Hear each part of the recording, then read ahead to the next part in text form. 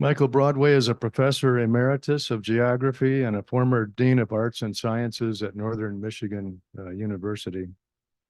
His research expertise focuses on the meatpacking industry's community impacts. In 2006, he was a visiting Fulbright research chair in the Department of Rural Economy at the University of Alberta. He's a co-author with Donald Stull of Slaughterhouse Blues, the meat and poultry industry in North America.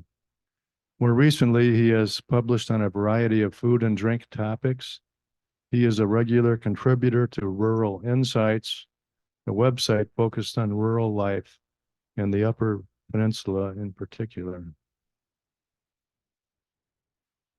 Today's presentation will explain the factors behind the beef packing's relocation from urban to rural areas and discuss the consequences for communities that accompany the industry's arrival. The presentation will be based on the presenter's 3 decades of research into rural communities on the High Plains and in the Canadian prairies. Consideration will be given to demographic changes and the unique challenges that newcomers place upon a community's services, including housing, education, criminal justice system, etc. Now, Michael lives in Marquette, and as I've said many times, you can't get anywhere from Marquette, which was almost true this past few days as Michael and his wife, Jenny, drove both Friday and Saturday, encountering whiteouts both days where they were down to 30, 35 miles an hour. But eventually they made it on Saturday. And I gave Michael the option to present this by Zoom. He prefers to be here live and in person with you. And it allows him and his wife, Jenny, to visit with 3 of her sisters who all live here in Ottawa County, including my wife, Debbie. And by the way, Debbie made the orange macaroons that are out on the counter. So with all of that information, let's give a warm welcome to Professor Broad.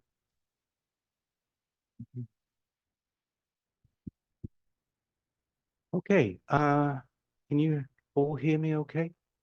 Great. Well, first off, thank you, Andy, and thank you for the committee for inviting me. This is the first opportunity I've stood in front of a group of people since COVID. I was teaching at Northern I guess it's almost 4 years ago, in March, when they shut the university down and sent all the students home. And I'd been used to standing up in front of students since 1975. So it's so I hope I haven't lost my touch, but we'll see. I'll let you be the judge of that. How many of you eat meat? Okay, so it's important that I raise my hand because what I'm going to say, I'm coming from a meat eater's perspective. I'm not a vegan, vegetarian. What do we eat at Christmas time? Roast beef. That's what the Broadways eat at Christmas time because I'm originally from England. So keep that in mind. I've got nothing against beef cows. In fact, they're really good when they're slaughtered and roasted. Okay, let's begin. So essentially, this is what I'm hoping you will learn. And I don't know whether I'll test you at the end, but I always hated when people put up PowerPoint slides and the presenter would read them to you. I'm assuming you can read that. So those are the objectives of this presentation. So I hope by the end of this, if I were to ask you a question about what explains why meatpacking moved from urban areas to rural areas, you will be able to tell me. And I hope similarly with all the other 4 objectives I have. So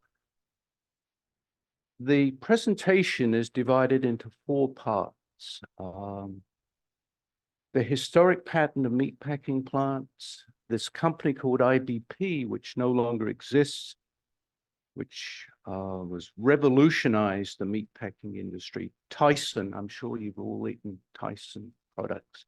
They bought out IBP and their beef operations. And then a third section that deals with meatpacking in the High Plains. I'm going to be focusing primarily on a community in Western Kansas called Garden City. Some of you may have read Truman Capote's In Cold Blood.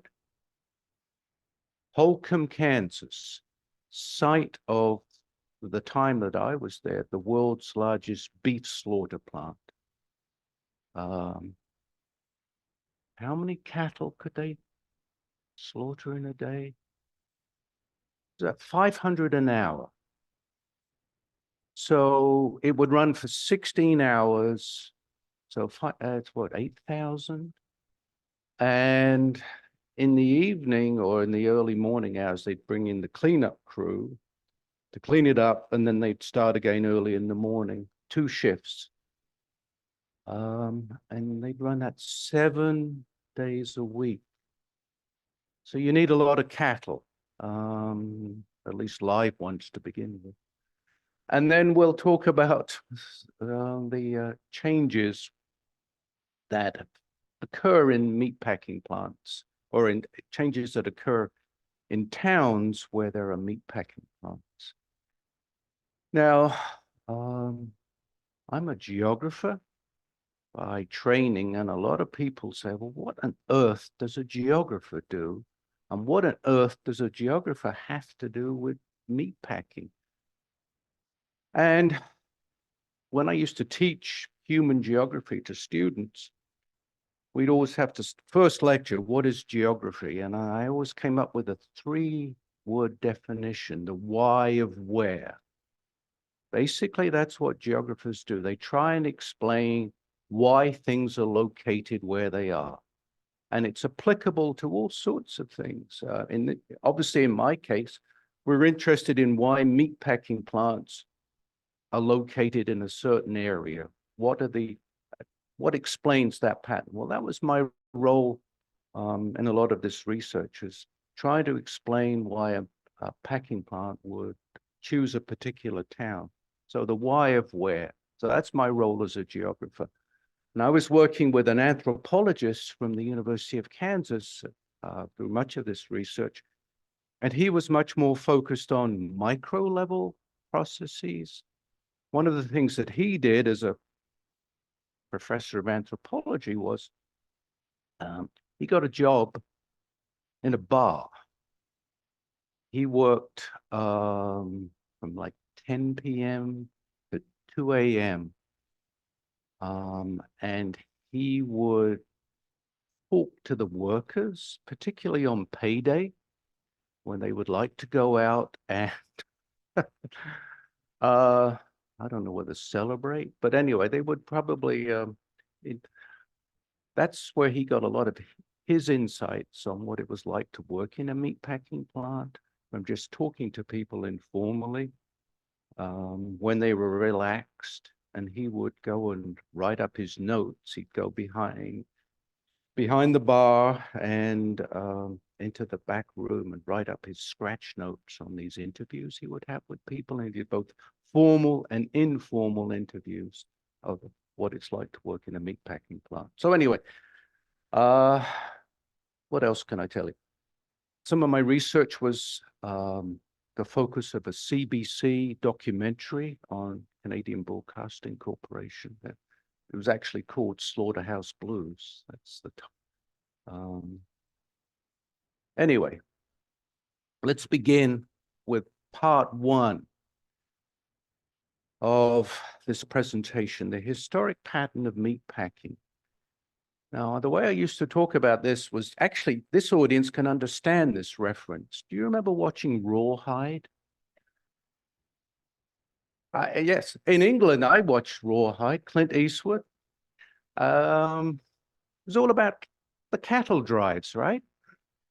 And well, back in the 19th century, cattle were raised on the plains, and then they were driven by people like Clint Eastwood to the railhead in places like Abilene, Kansas, and then they would they would load the cattle onto the trains, and then they'd be shipped off to places like Kansas City or Chicago, St. Paul, Minnesota, to the stockyard areas. This is the Kansas City stockyards. Some of you may have been to Fort Worth. Have you been to Fort Worth, the stockyards? It's a National Historic District. The Kansas City stockyards no longer exist, but there's just shows you my references are really old. Kemper Arena, which is a basketball arena that was put on the next to the stockyards. I don't know what's there now. But Chicago, Kansas City, Des Moines, St. Paul, Fort Worth, and in Canada, Toronto, Winnipeg, those were the major stockyard locations. You all have to read Upton Sinclair's The Jungle, right? Now you see, this is the difference between the students that I used to teach and you guys, because you know that reference, right? Most students, I never read The Jungle. So Upton Sinclair, anybody tell me about Upton Sinclair? What was his particular ideological perspective? Anybody know? He ran for president.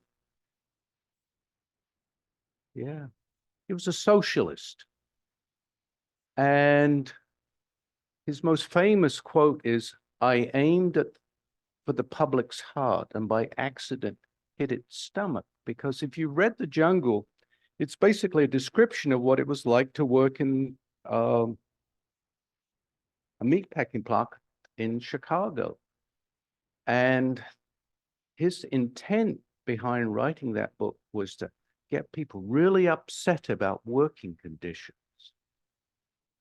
Didn't happen. What did happen? Meat inspection. Up until Sinclair wrote that book,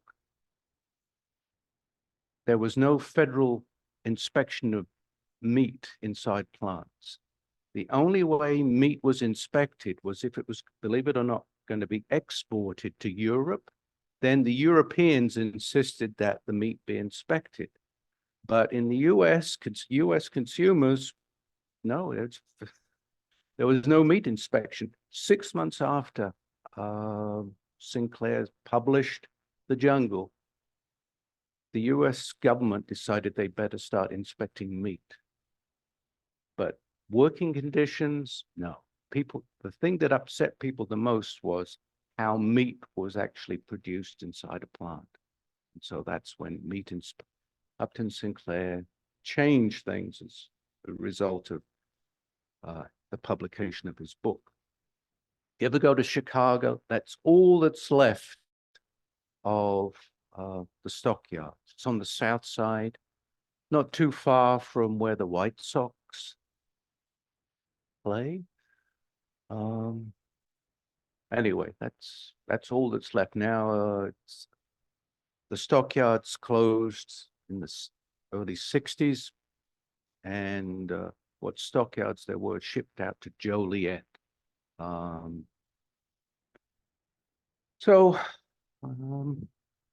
Downtown Chicago's up here. This is the Union Stockyards.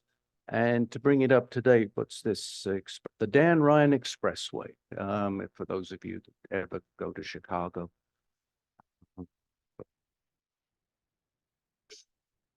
So after Sinclair published his book, unions tried to organize workers, and gradually over time, it took them years and years and years, like 40 years after the publication of The Jungle, there was what was called the Union Master Contract. In other words, all the meat packing companies agreed to abide by the terms of this one contract. And wages and working conditions gradually improved. And in fact, by the 1960s, it was possible to sort of have a middle-class existence as a meatpacking worker. They were relatively well-paying jobs. Okay, so let's see if anybody was paying attention. So this nice, easy question, right? Anybody want to answer the first one? Where were cattle raised? Thank you. And I don't have your name, otherwise I would give you a brown, you know. I'm not sure whether I really emphasize that second point, but anyway, what do you think was the critical factor in my Chicago? Yes, at the back. Before we go any further, I'll bring the mic. If you raise your hand, I'll bring the mic. And I also want to give a special thanks to our technicians today. I neglected to do that. Frank and Joan Carney are working the computer and the camera here. So who had their, somebody got their hand up? He put his. You always want to pick on somebody in the back row, right? I stayed back here for physics. Yeah. There's a lot of rail going into Chicago. That's exactly it. It's as simple as that. Chicago, to this day, is still the center of the U.S. railroad network, and that explains why Chicago became that center of meatpacking. Okay, the third question, I don't know the answer to that. Yes. Oh, sure, that would be. A large immigrant workforce in Chicago, so there was a ready-made employment base for the meat packers. Oh, sure. And we could go, I got to be mindful of the time. I'm only on the first part and I've got 3 more to get through. But that's a whole, you could have a whole discussion about how the packers turned each immigrant group against the other groups, which is a separate issue. Anyway, so Upton Sinclair published this book, The Jungle, and it had this significant change as a result of that, i.e. meat inspection. Can any of you think of another example of a fiction book that had a significant impact in terms of, yes? And what do you think happened as a result of that? It was the preying of unfortunate people who had lost their farms with very low wages in California and getting replaced all the time by other people who were willing to work for a lower wage. It was preying on the unfortunate. Okay. Yeah, I'm not an English professor, so I don't really know the answer to that. I don't know my audience. So I think I remember reading The Grapes of Wrath, but that was probably like 40 years ago. Yes. Yeah. Cannery Row, another one. Okay. What was immediately, everybody knows the answer to the fourth one, so we'll move on. All right. So the second part of the presentation. Michael, can I stop just for a minute? Does anybody have any question at this point that want to ask? Okay. Okay. Sorry. So the next part deals with how this one company changed an entire industry. It's called IBP. Initially, it was called Iowa Beef Packers. And basically, the purpose of this section is to explain the innovations that led to this change in the location of the industry. Its first plant was located in Denison, Iowa. Now, it just shows you how old I am, right? Because that's a slide that was scanned. So I apologize. It's not as sharp as it would be. But anyway, the plant closed in 2015. But this was, as you can see, that is literally a plant located in a green field, right? This is not the south side of Chicago. This is in rural America. So what was it that IBP was able to do that enabled it to locate a plant there? Okay, so the whole object of any business is to make money, right? If you don't make money, you're going to go out of business. So IBP came up with a series of cost-cutting innovations. The first thing it did was it no longer bought cattle via stockyards. So it eliminated the stockyard, the middleman, if you like. So they were able to lower their, if you like, their procurement costs. That was point number one. Locating their plants close to where the cattle were raised lowered their transportation costs. So again, lowered the costs. Shorter distances between where the cattle were raised and the meatpacking plant meant there was less shrinkage. Who knew that if you transport, well, maybe you know because we spoke beforehand, but if you transport an animal in a cattle truck, it will lose weight, significant weight in a relatively short period of time. So ideally, you want to transport the animal for less than 3 hours. Anything beyond that, and you are losing your investment because you pay for the animal on the basis of its weight. So if you're losing weight by shipping it a long distance, you're losing money. So you want to locate close to where the cattle are raised. Next thing, avoiding the union master contract. So no longer paying union wages. And it's easier to do that in so-called right to work states where there's no such thing as a closed shop. So Michigan used to be a closed shop, then we went right to work, and I think we've now gone back to a closed shop again. You're paying attention. So at Northern Michigan University, where I was a dean, I was never part of the union, but it was a requirement that if you were a faculty member, you had to join the union because it was a closed shop. Anyway, if you locate a facility in a right to work state, you don't have to, it's basically weakens the power of unions. So they located their plants in right to work states in some ways to avoid paying higher wages. The other thing they introduced was this notion of a disassembly line. You've heard of an assembly line? Well, essentially, they de-skilled what people did along the disassembly line. So I could go into a fair bit of detail about what happens to a cow once it enters a meat packing facility. Yeah, well, I don't know. So anyway, I hate to say you'll be my cow, but that doesn't sound right. But anyway, you're walking towards me, right? And the first person you meet is a guy called the knocker. And his job is to put a steel caliber, 22 caliber case between the eyes. And the animal is stunned, falls down, and then immediately behind you is a guy called the shackler. You'll be the shackler. And your job is to put a hook in the rear, one of the rear legs of the animal, and then the chain on which the hook is, hoist the animal up with its head down at the bottom, hoist it up by its leg. And then the next person in the line is the bleeder. And your job is to slit the animal's throat and get the blood out as quickly as possible.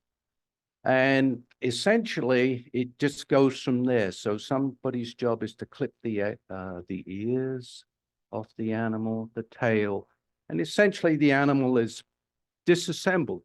Each person does one job. That's all they do. So the knocker would do that 500 times an hour. And I remember going to that packing plant in Green Bay, and I took some students with me. Some students are bloodthirsty, some are very squeamish. And I had one kid that wanted to stand up there by the knocker so he could watch the animals being stunned. And then I think there were some other people that just wanted to run away. But IBP said, this requires less skill to do this one job, clipping the tail or in the ears, whatever. And so we don't have to pay people such high wages. So they were able to lower wages. So this is a tip of what I didn't take this picture, but essentially people are stationed along a line and they're all doing one job. And hence a justification for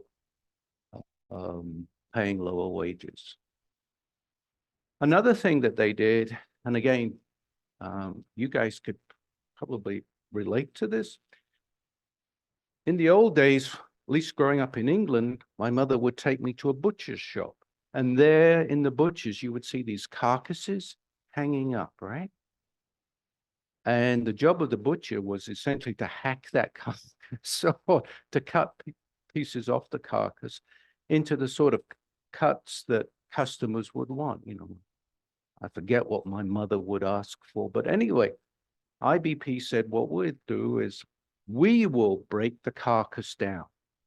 And they called this, there were two sides to a meatpacking plant. One is the slaughter side and the other is the fabrication side. So the slaughter side prepares a carcass and then they cool the carcass down for a couple of days. And then it goes to the fabrication side. And then the people on the fabrication side cut the carcass into smaller pieces so that supermarkets no longer have to hire butchers. People like Hilton that have demands for steaks, so they will prepare steaks, and so Hilton doesn't have to hire butchers to cut meat into steak portions. So that particular innovation, it's called box beef. It's still used to this day. So if you buy your meat from Walmart, you're getting it Tyson. Tyson is the supplier for Walmart. And it all comes vacuum packaged, and all Walmart has to do is just put a label on it.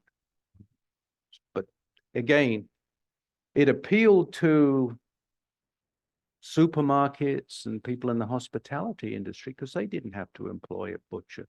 And the other thing, of course, was it enabled plants to locate in rural areas because they were actually shipping more valuable product in the form of box beef as opposed to shipping carcasses, and they could make more money that way. So essentially, they built these large slaughter capacity plants. They're much cheaper to operate than small plants. And so they ended up Holcomb, Kansas, which is the site of In Cold Blood by Truman Capote, population 800. Emporia, Kansas, 2,500. Lexington, population 8,000, not far from Kearney, and Dakota City. So essentially, the more, the larger the capacity of a plant, the actual lower the cost of production.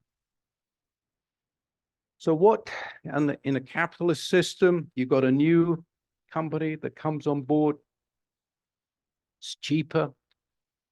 So what does the competition do? You either get with the program or you go bankrupt, right?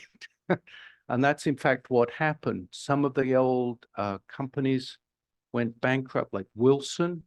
You probably heard of Wilson Meats. There's still a brand name, but Wilson was one of these old line packers. They got out of the business.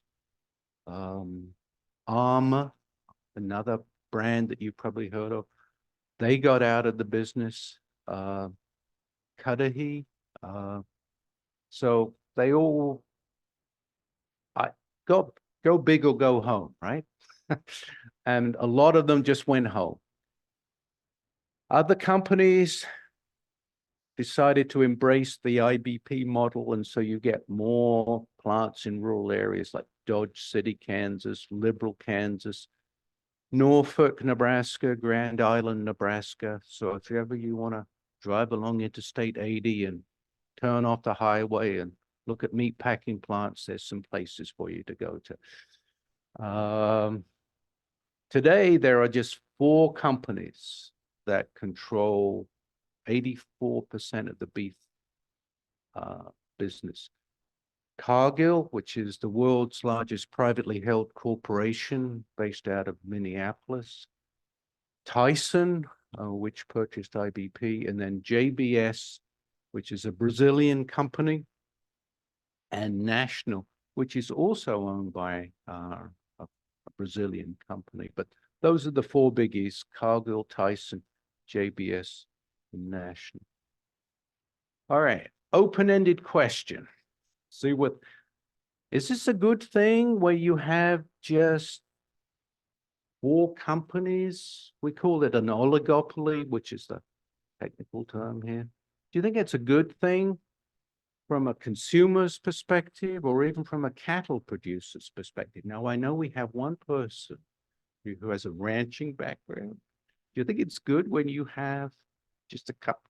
Okay, why not? Andy, if you give me the thing, I can.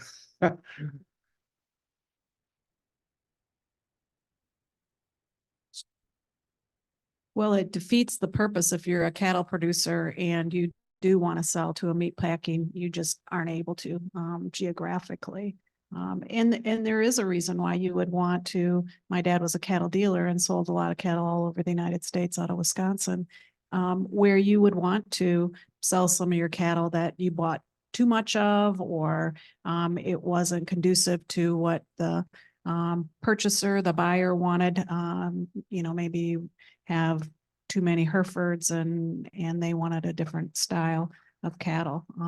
For the consumer's perspective, for cost, it's less, but it might not be the quality. Yeah. We have this illusion in supermarkets, right? American supermarkets are fantastic creations. How many items, individual separate items, are there in a large supermarket? It's like 40,000. But we have this illusion of choice.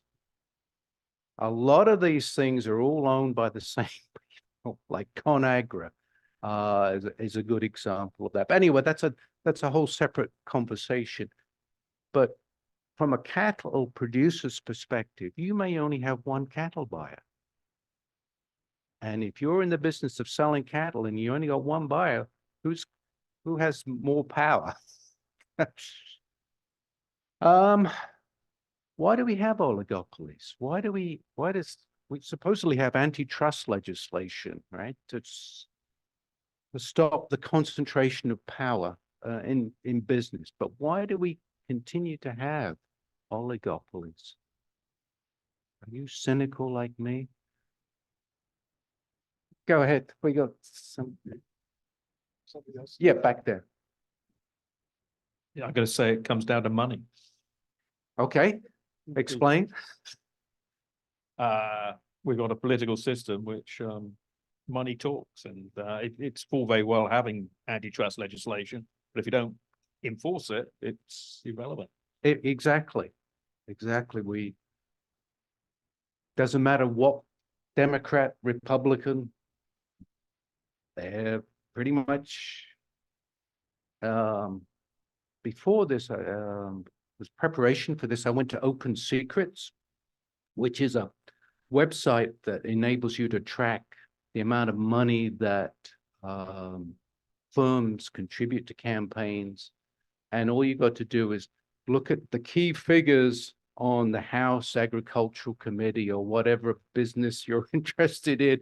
And then you look at who's contributing to those members, and yeah, money talks.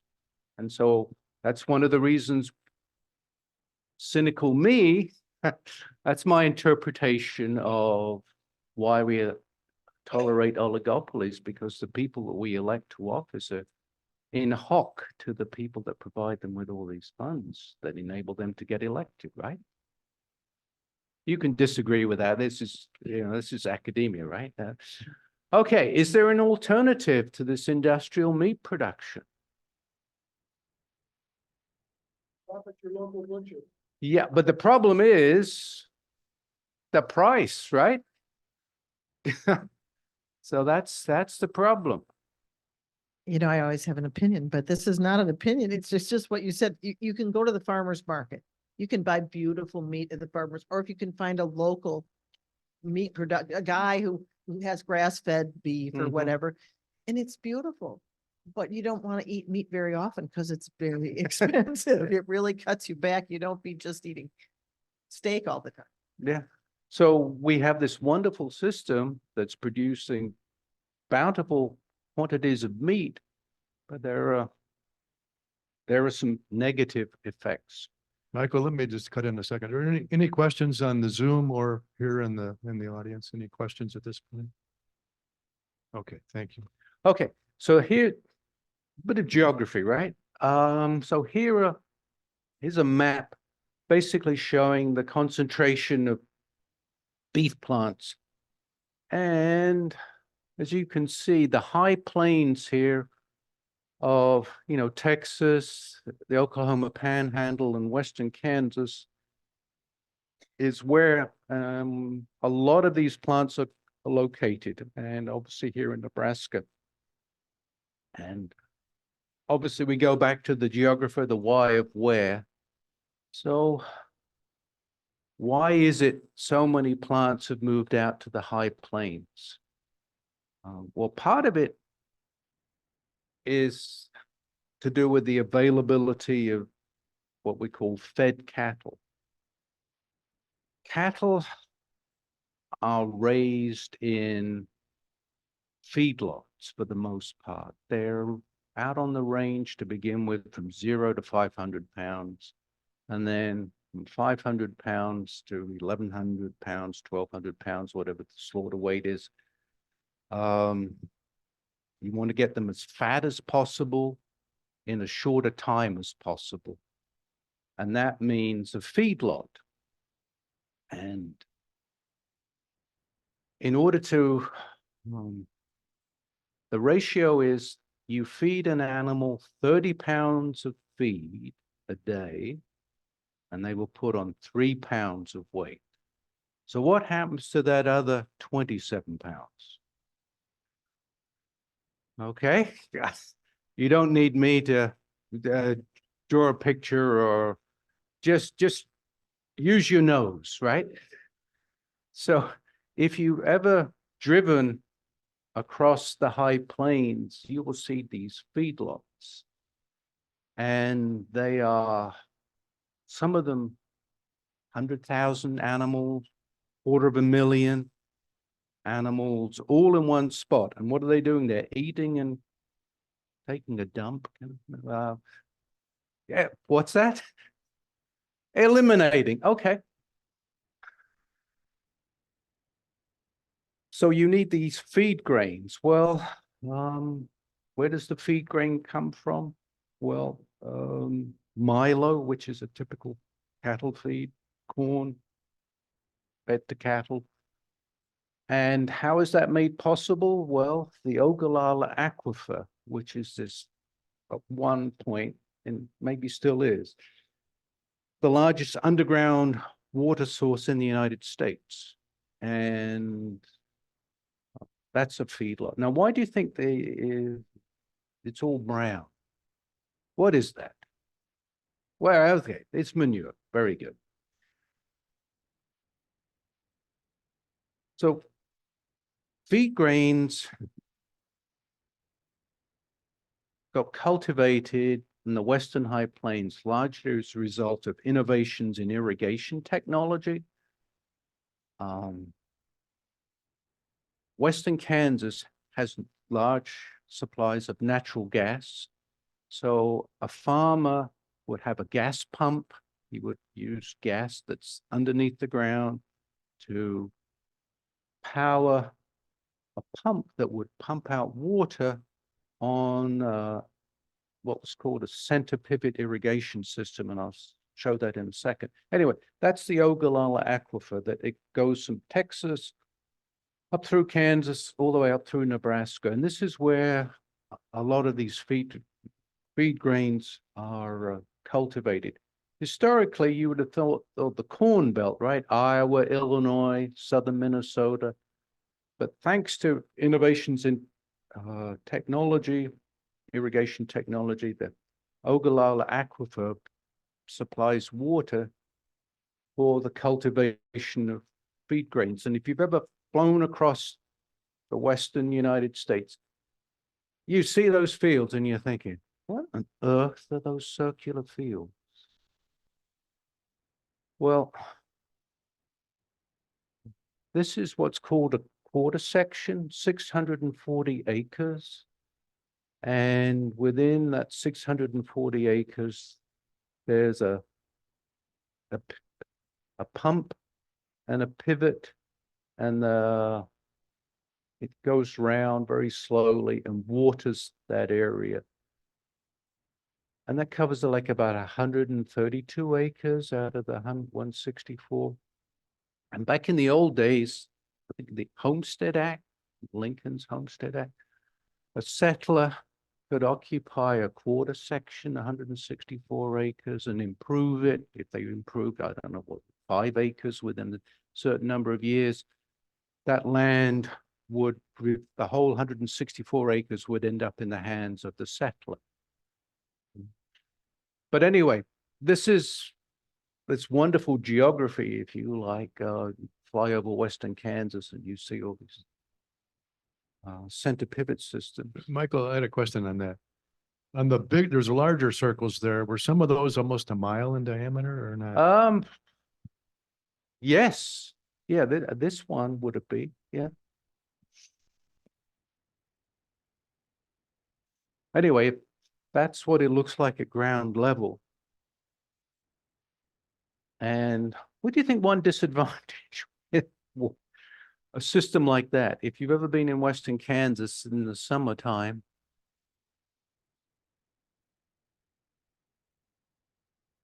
well, evaporation, that's the biggest thing. So much of that water is just going to go up in the air, it literally evaporate in front of you. But that's Finney County, western Kansas. So the physical attributes of the high plains of why they have cultivation of feed grains and they have feedlots. Which comes first? Hard to say. Probably the feed grains first, then the feedlots. What about these towns on the high plains? What do they have? Well, most of them are desperate for any sort of economic development because they've been losing population since the 1930s. As farms have got bigger and bigger, fewer farmers are in operation, and population decline is a phenomenon of most rural counties in Nebraska, most rural counties in Kansas, and practically all of the Texas Panhandle.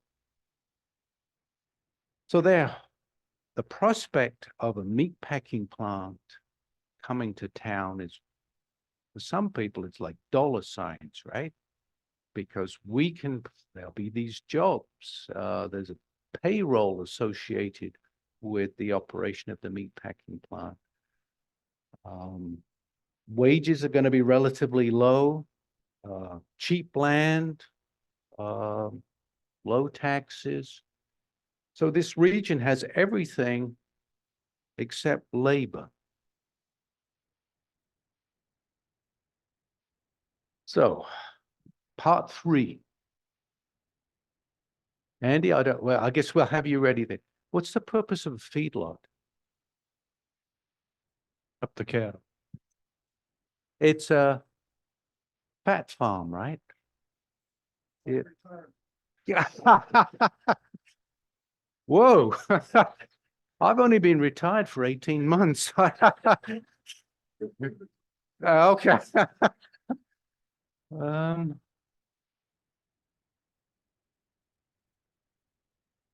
what do you think of the challenges for this industry from a sustainability perspective? One of these open-ended questions. Okay. Yeah.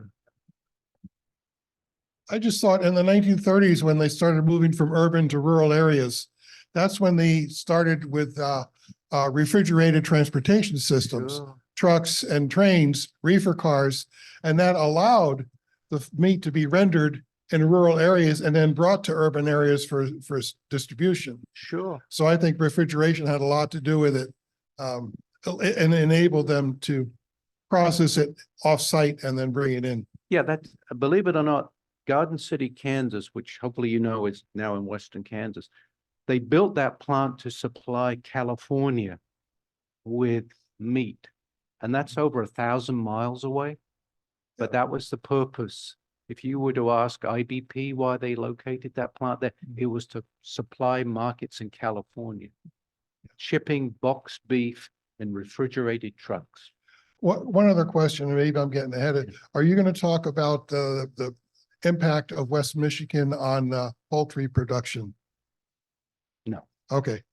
Because there's a company here in town that made urban poultry production possible.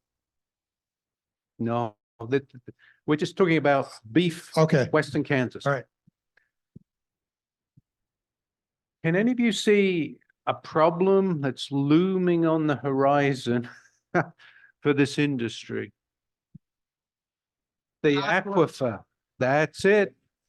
That's it. The aquifer is being depleted at a rapid rate. So there's going to come a point where as the water table drops and drops and drops, it's going to cost more and more money to pump out what little water is left. And therefore the farmer it will no longer make economic sense for them to cultivate feed grains. And so they then might have to look to dryland farming, a rapid change in the whole farming sector in Western Kansas. And I'm afraid I should have done my homework. There was a book came out 2 years ago written by an anthropologist whose family farmed in Western Kansas.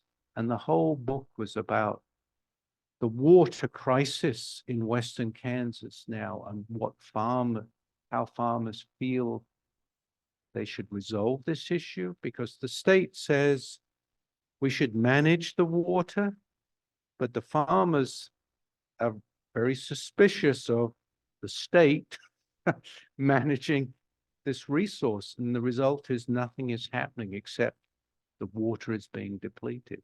So that is a major problem. We have a dryland farming. That's when you no longer depend upon irrigation. So dryland farming, perhaps you would cultivate one crop every 2 years instead of every year to conserve that moisture. It's practiced in places like Montana, for example, where there, less water, and in Canadian prairies, again, where there's less water, dryland farming. It's an adaptation to the absence of rainfall, but who knows what's going to happen with rain. Yes. Online, Carol Crawford added that manure is a big problem, talking about the sustainability, I guess. The depleting aquifer she mentions, but also chemical pollution. Yes, in fact, she must have looked at the next part of my presentation.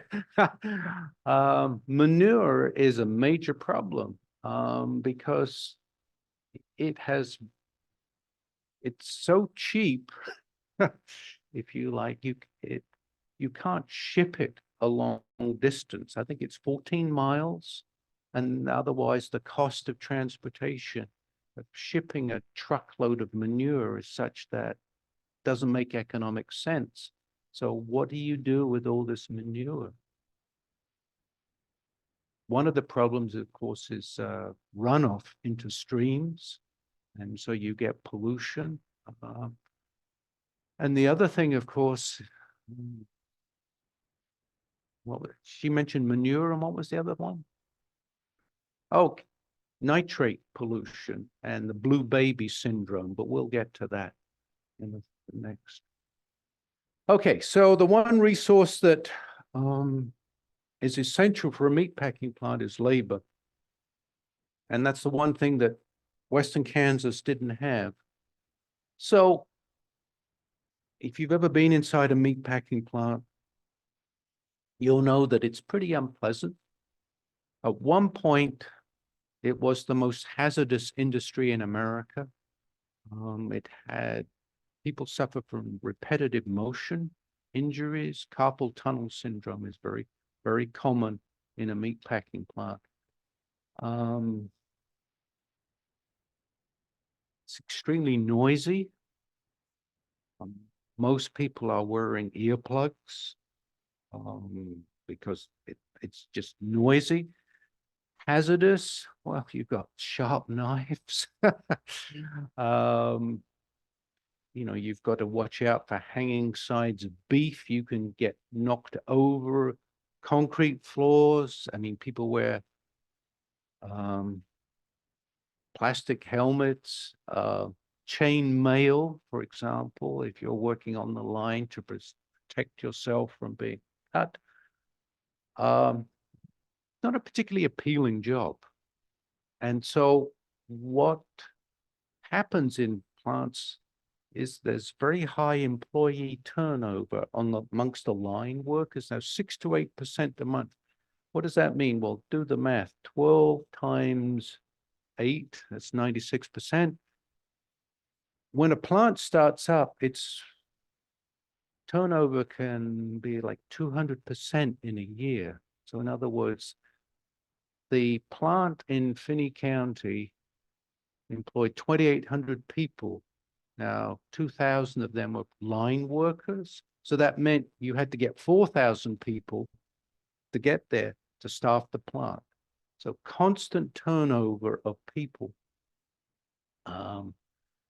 Garden City, when I started working there or doing research in there, it was the boat people's term in the early 1980s when people from Vietnam, Cambodia, Laos came to the United States. Many of them had worked for the US government, worked on military bases, that kind of thing. And so many of them, when they got resettled, wanted to locate close to military bases because that's what they were used to. Wichita, Kansas had a strategic air command base, and that attracted a lot of Vietnamese refugees.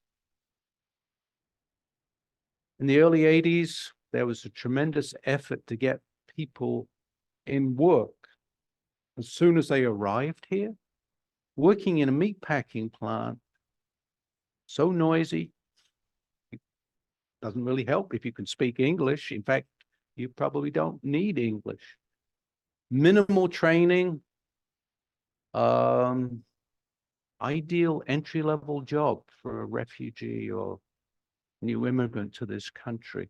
I know the industry has always relied upon immigrant labor, going back to Upton Sinclair's The Jungle. So early 80s, Garden City had a population of Vietnamese, Laotians, and Cambodians, mostly Vietnamese. And I was involved with a study funded by the Ford Foundation. And we had a guy from Queens, New York, a guy by the name of Roger Sanjak, and he working for the Ford Foundation. And he came out to sort of basically see whether we were doing what we told the Ford people we were going to do. And he wanted to eat at a Vietnamese restaurant. Okay, well, there's some good Vietnamese restaurants, and he had the best Vietnamese food, and he was from New York City in Western Kansas, and it cost him like $5 for lunch. So Garden City was a good place to get Vietnamese food in the early 80s. Second generation Vietnamese, children, they didn't want to work in meat packing plants. They moved away. They went to K-State, Wichita State, KU, got themselves an education. Their parents, they moved down to the Gulf Coast. They didn't want to work, go back to shrimping or whatever it was, warmer climate. So that's when the packers started to recruit people from Central America and South America, Mexico. And they were very successful, both illegal and legal. And its immigrants were imported. IBP used to buy ads on radio stations in places like El Paso and Laredo and advertise in Spanish for jobs in Garden City, Kansas. And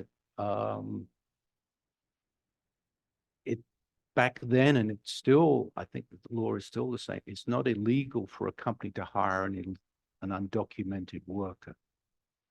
No, because employers don't want to be liable. How do they know that that person's documents were forged? They didn't want that onus put on them. So it's still not illegal for a company to hire undocumented workers because companies don't want to be subject to that, I guess, sanction, I suppose. Anyway, they got legal and illegal workers from Mexico and Central America. So much so that Garden City became the first majority minority community in Kansas. There was the mayor of Garden City, probably even 20 years ago, was a Mexican, originally born and raised in Mexico. Her family came to Garden City and she became the mayor of Garden City. Used to be, when I was there used to be a direct bus service from Garden City to Chihuahua in northern Mexico. So you could get on a bus in Chihuahua and go to Garden City and vice versa. It stopped off in Liberal, where there's a meat packing plant, and it stopped off in Dodge City, where there's a meat packing plant. So Mexican entrepreneur figured out he could make money running a bus service connecting northern Mexico with western Kansas. More recently, African migrants have ended up in Garden City. Somalis, a Muslim population has moved out there. And some of you who pay real close attention to the news probably heard about an attempt by some local people in Garden City to blow up a apartment complex that was full of Somalis. And the federal government, an underground sting operation, managed to capture these guys, and they didn't blow up the place, but they were arrested and tried and found guilty. And anyway, Somalis have come to Garden City. The same phenomenon is evident in Canada, in Brooks, Alberta, which is, if you ever go to Calgary, it's about 120 miles east of Calgary. Population pretty much like Garden City, very diverse now. Brooks' claim to fame now is the city of 100 hellos, because there are so many people from all over the world. And I was explaining earlier, there's a refugee camp in northern Kenya called Kikuma. And some of you may have seen that documentary from 20 years ago, The Lost Boys of the Sudan. Well, Sudanese young males ended up in Kikuma. Then they end up in Brooks, Alberta, working in a meatpacking plant. And word is that if you have family in Brooks who's willing to sponsor you, you can end up in Brooks working in a meatpacking plant and get out of Kakuma. So in Brooks, they have people from literally all over the world working in the meatpacking plant. So again, old slide scanned in, but that's at the time, was the world's largest beef slaughter plant. It employed 2,800 people. Holcomb, Kansas, about 8 miles west of Garden City. Lakeside Packers in Brooks, Alberta. It was eventually bought out by Tyson, and Tyson invested in the plant there. So they're always looking for people to work because of the constant turnover of employees. Okay, this is, unless you're from Canada, you don't recognize, that's the flag of Newfoundland. That's a fish and chip shop. So many people from Newfoundland moved to Brooks that they opened a fish and chip shop for the people from Newfoundland, Newfies. Well, the Newfies didn't last very long working in a meatpacking plant. And the same place 2 years later is now a Mexican restaurant. It's this one. So this is typical of a meatpacking community. There's constant population turnover, and that's seen in geographer would call it the cultural landscape. Okay, so who are the packers interested in recruiting? Young adult single males. Now, this is when I would ask college kids, what's the problem with young adult single males? Well, they get older, but some of you may be parents at one point of young adult single males. Well, yes, not very reliable. What are our jails full of? Yeah, young adult single males. Young adult single males. I mean, here we are dealing in very broad strokes here, but tend to be troublemakers, right? Not necessarily, but young adult single males drink a lot. Too much testosterone. There we go. So one of the unintended consequences of a young adult single population of males, what do you think that is? Crime. So crime increases in these communities because of young adult single males. Other unintended consequences. Well, obviously, people move to these places. The types of jobs that are created in the meatpacking plant, relatively low paying. It's not like you can afford to buy a single family home and you're looking at the rental market. What can you afford on working at IBP? Not a lot. So how do you solve a housing crisis? What's the cheapest form of housing or the quickest form of housing to provide? Mobile homes, trailer courts. So in Garden City, the largest single trailer court was a 500 unit called Martin's Mobile Home Park. The locals called it Ho Chi Minh City because it was full of new immigrants, primarily Vietnamese and Laotians and Cambodians. But of course, not being geographers, they didn't realize that Ho Chi Minh City was just in North Vietnam and didn't really cover Laos or Cambodia. But that was how these housing crisis was solved. But one of the unintended consequences of concentrating immigrant populations in trailer courts is the people who live in those areas become stigmatized, right? Go ahead. So, yes, yeah, a rural ghetto, right?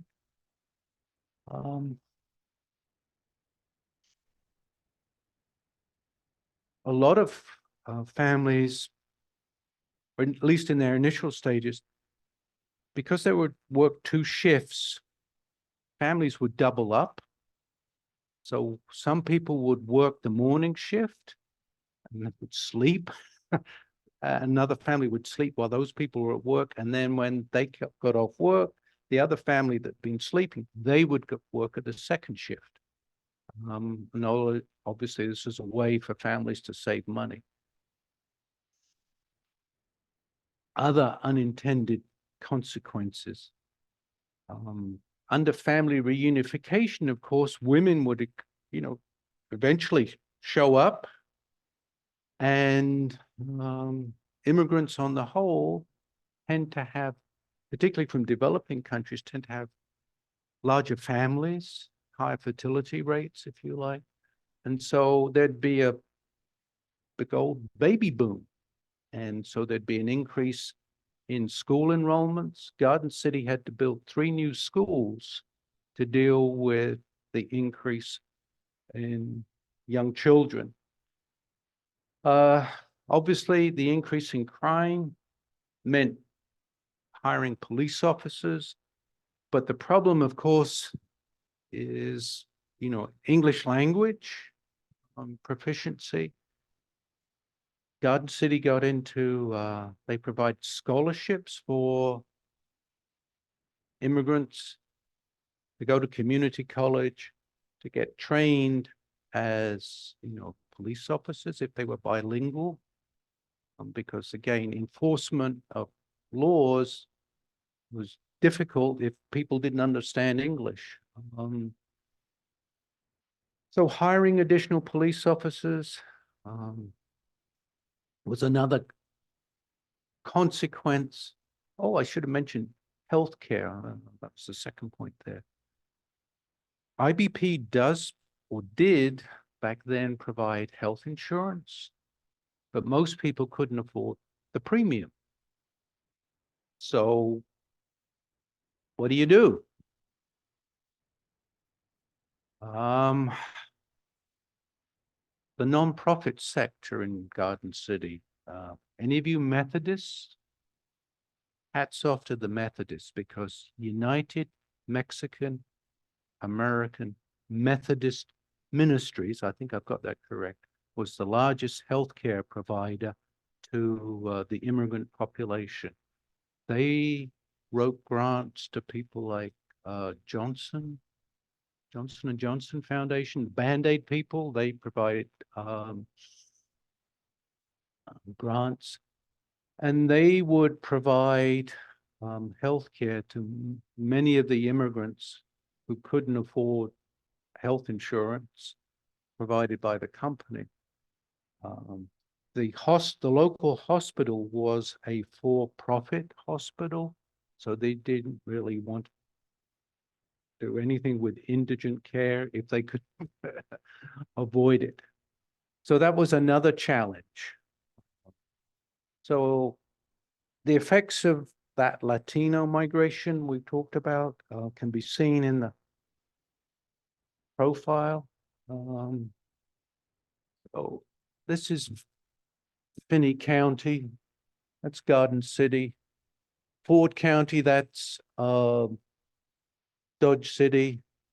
Seward County, liberal, and you can see these are mostly majority Hispanic. Back in 1980, 83%, maybe even more, like 88% of Finney County's population was white. And you can see in the space of 30 years, it has become a minority county with mostly Hispanics living there now. And it's all attributable to this one industry and its recruitment practices. This is the old library. It's now a church. So if you, again, go to any of these communities and you can pick out in what geographers call the cultural landscape, evidence of newcomers. Restaurants are an obvious manifestation, but churches and you probably, I don't know whether you can, again, this is a slide, but it says new from El Salvador. So tells you that there were some people from El Salvador that might have been longing for some beer from their home country. So good old JC Liquor is providing them with beer from El Salvador.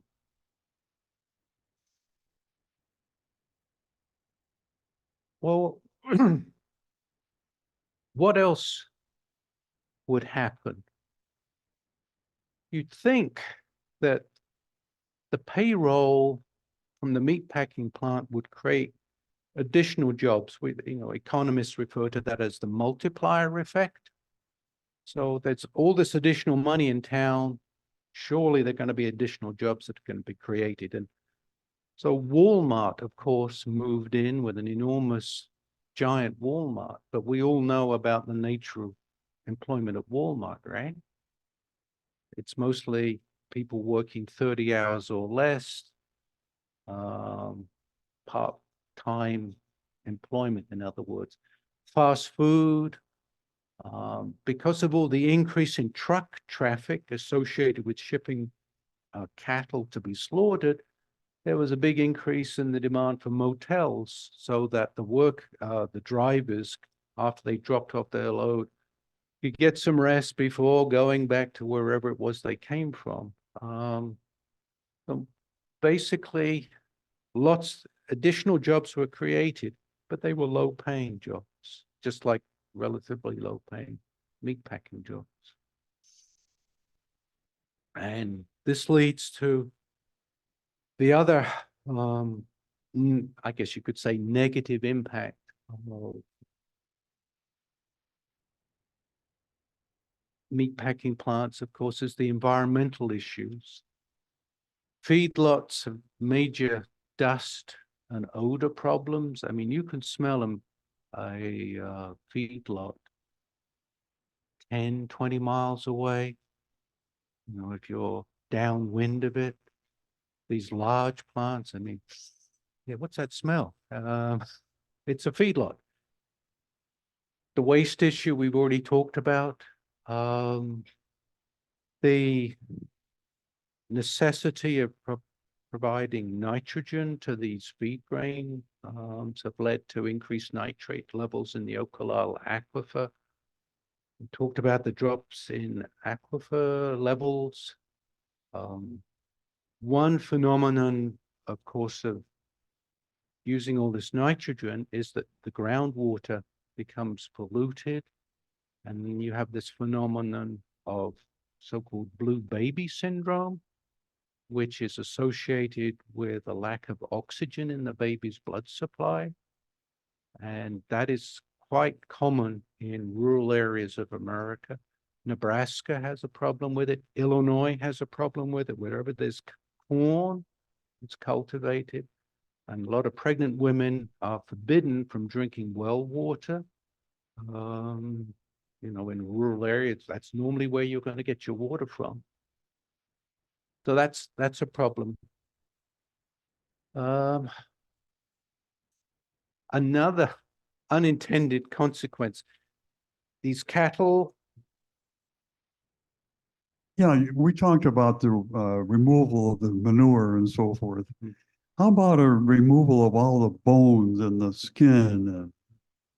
Well, Did that have an impact?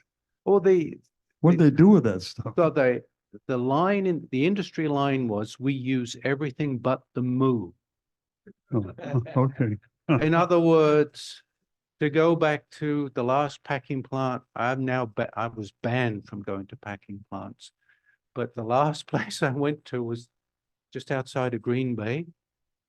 And what did they do with those hides? They were shipped to South Korea, and they ended up in Kia cars. Oh, that's You your know. leather dashboard. Yeah.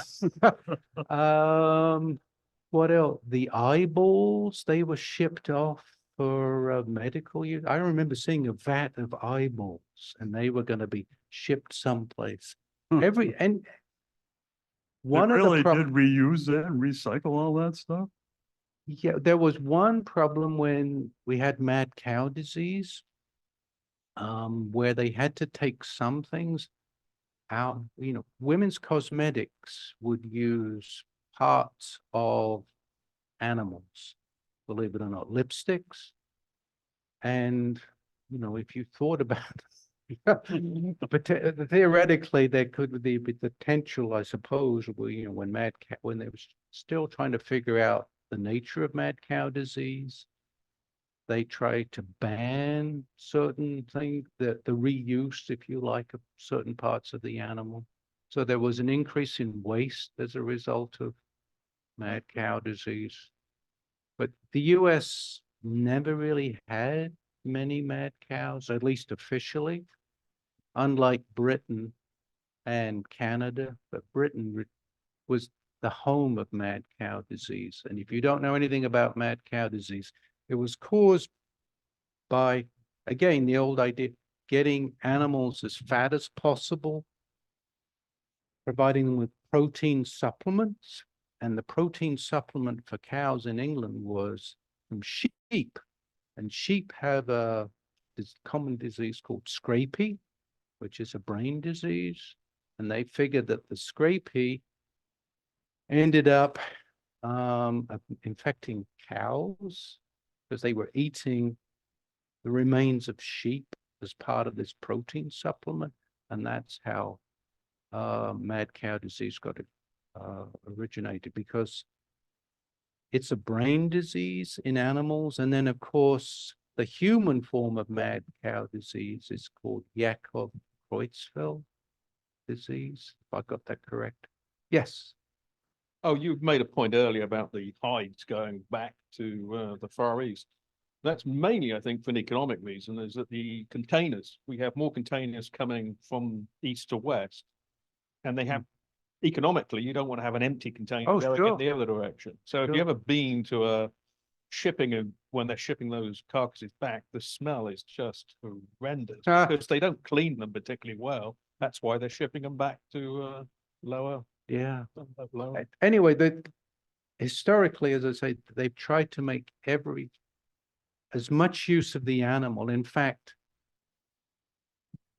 when I used to really be on my toes about this sort of thing, I think the meat producers would tell you they made more money from byproducts than they did from selling meat. All right, well, that's just the thing about how nitrogen use continues to rise and why we have this problem with blue baby syndrome in rural areas.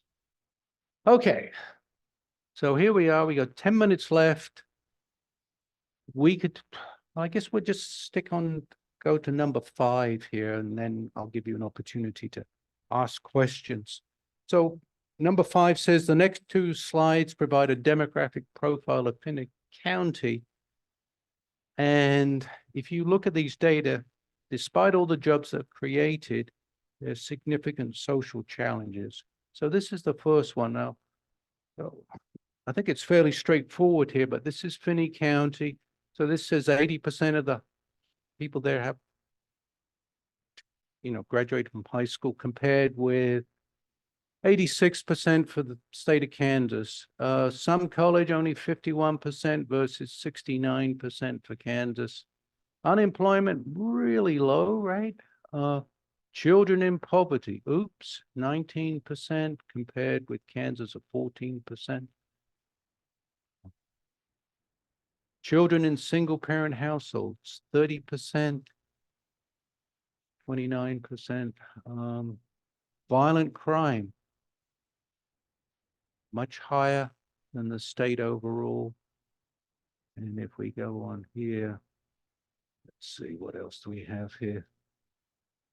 Motor vehicle deaths, lots of young men driving around, right? Alcohol impaired driving. What else do we have here? Oh, shortage of doctors, dentists, mental health providers. Okay. So what's the real price of a good steak?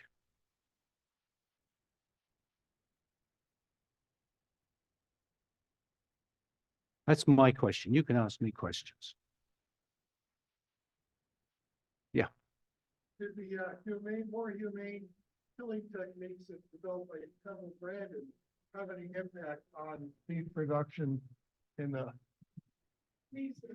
All right, Temple Grandin researched and innovated killing techniques and of the slaughterhouses.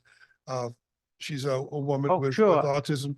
And did that have any large impact on beef production in the US and how it's processed? Well, she developed a way to keep animals calm before they met their death.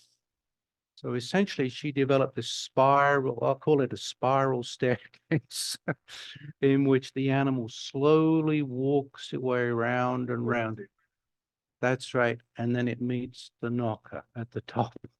And we already hopefully remember what the knocker does, right? So, yeah, that was her contribution. Hold on, just raise your hand if you have a question. The question was, how long does it take to kill a cow? Not very long. It's pretty instantaneous. You get that thing right between the eyes. Now, having been in a plant and seeing this happen, sometimes the animal is still alive when the shackler, you're the shackler, right? You're hanging up and the legs are still kicking. And again, I'm not a biologist or anything. I don't understand animal physiology, but it's not that unusual, I guess, for parts of the carcass, even though the animal's throat has been slit, for the muscle spasms to occur, even after they're supposedly dead. So yeah, it's not a particularly safe work environment. IBP obviously was a big influence on the slaughterhouses. Who was IBP? I know it was Iowa Beef Packers, but who all once started this to come up with all these ideas? I don't remember the name of the guy. But IBP started out, believe it or not, on the slides, they got a grant from the Small Business Administration, which is a federal government agency that funds new ideas. But I couldn't tell you the name of the person who was behind it. Maybe 30 years ago, I could. I got a sympathetic audience, gray hair.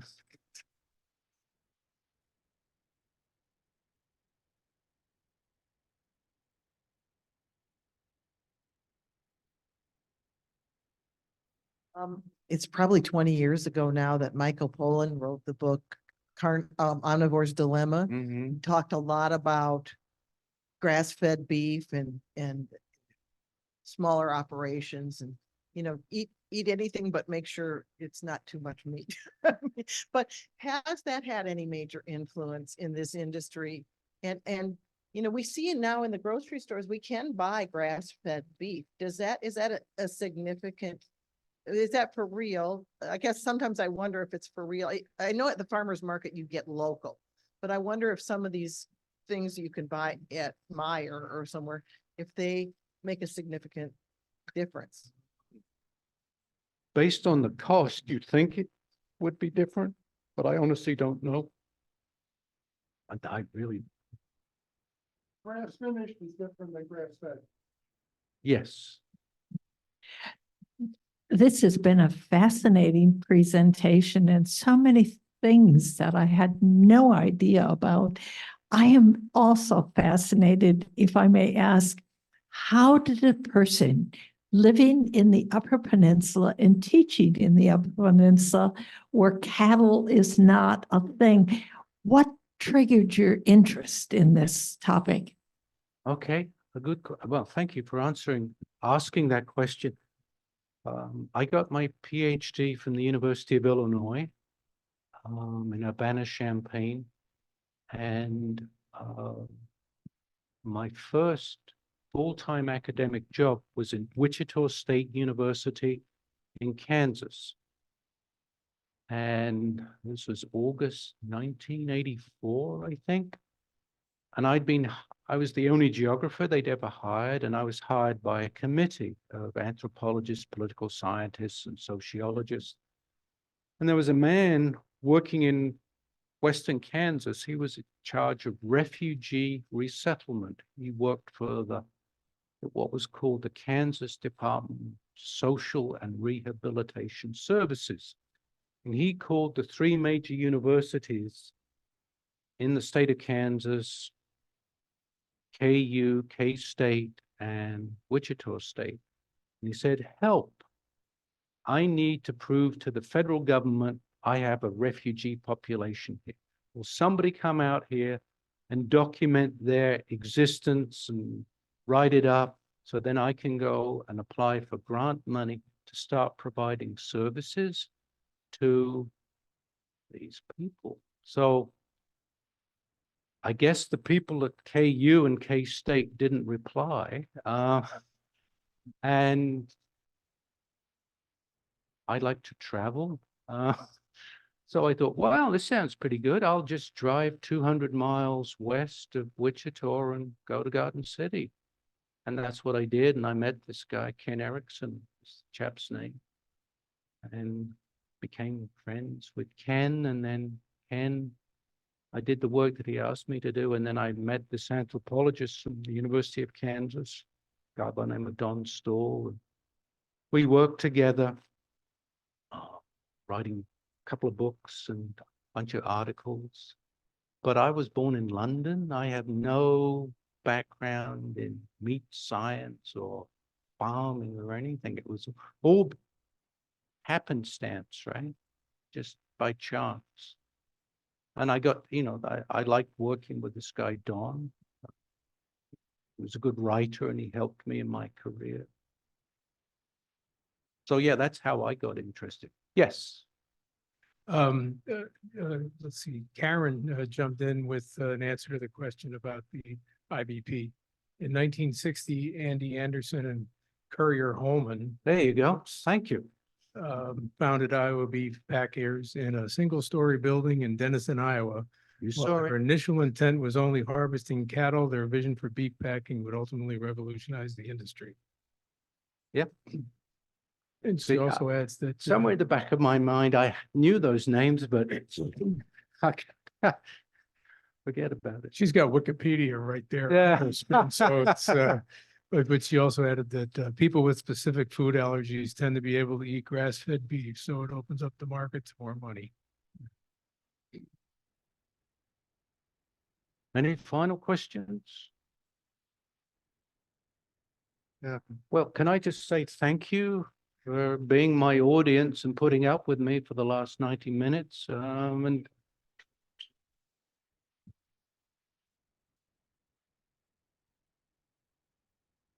I want to thank the Carneys again for helping out on our hybrid modality, and certainly to Professor Broadway. Appreciate you making the long journey down from Marquette. It really was kind of a fascinating topic that none of us really knew much about before this morning. So thanks again. I should add that Michael will be back this afternoon at 1 o'clock talking about the changing demographics of the UP.